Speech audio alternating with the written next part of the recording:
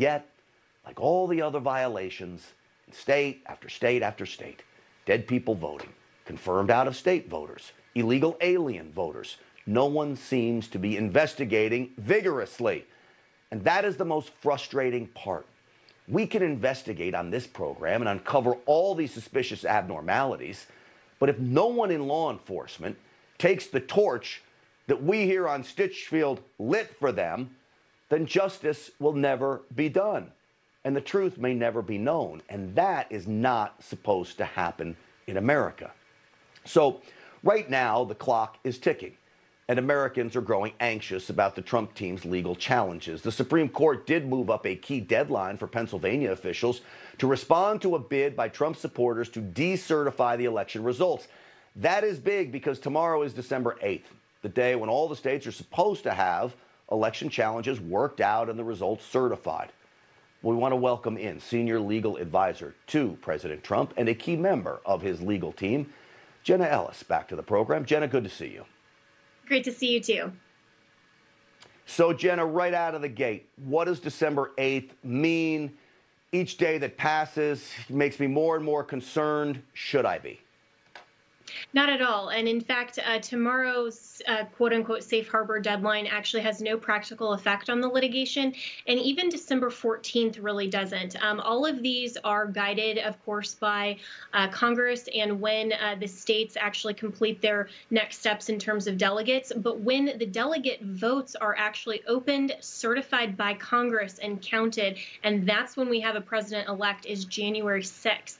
And so we have a case law even in Bush v. Gore, some quotations from Justice Ginsburg herself that actually would reflect that January 6th is really the deadline that we're looking at. So we still have a ways to go in this, Grant. And I think that it's really just the fake news mainstream media that wants to rush this to judgment and wants to say that, oh, December 8th is really your only time period and you guys are out of time. We're running out the clock. And they really should study constitutional law further before making those claims.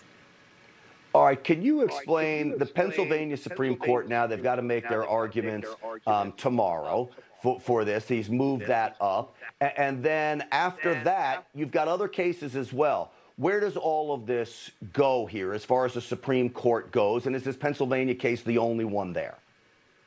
Yeah, well, importantly, the Mike Kelly case is not one of the Team Trump legal team cases. There are a lot of cases that deal with election integrity. Obviously, there are more people out there, the concerned patriots, that are challenging these false results as well. They should. And so, there are a lot of people and organizations out there that are making good faith claims, and their cases are being moved through. We're looking with great interest at Mike Kelly's case. That one, of course, centers on an unconstitutional act of the Pennsylvania legislature in Act 77 that really opened the floodgates for mail-in voting in that state. So that's that case, and of course his team is handling that.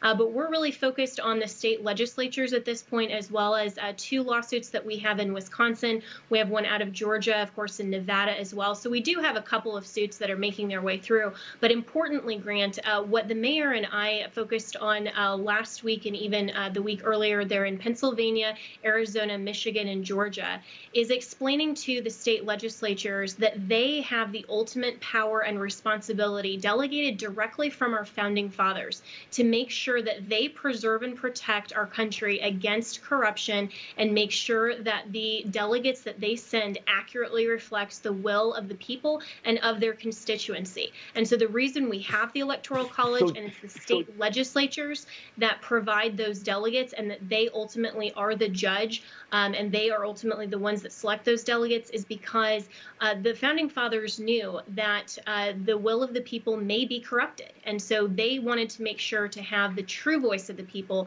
be able to be that last safeguard. All right, Jenna, what do you say? Because we've seen some now, Georgia, the governor refuses to call a special session there. You've got, I believe it's Arizona, the Speaker of the House said it's not going to happen here in Arizona. What do you say to those people? And is there still a chance? How do you get Georgia back in session if the governor says he's not going to call one? Well, thankfully for the people of Arizona, Governor Kemp has nothing to do with the federal authority that's delegated by Article 2, Section 1.2, specifically just to the state legislature. So the governor cannot thwart or in any way cause the state legislature not to be able to fulfill their federal constitutional responsibility. So the people of Georgia, of course, are asking for him to call a special session so that the state legislature in Georgia can do other types of lawmaking, like deal with that consent decree, make sure that the special election coming up for the two important Senate seats is fair and accurate. So it is really important that Governor Kemp act. But as far as the presidential election and the delegates, the governor does not have any power. The state legislature can run a resolution itself and can simply notify Congress that they are sending a separate slate of delegates according to their will, their power, and their authority. The governor has absolutely no power to act in that case.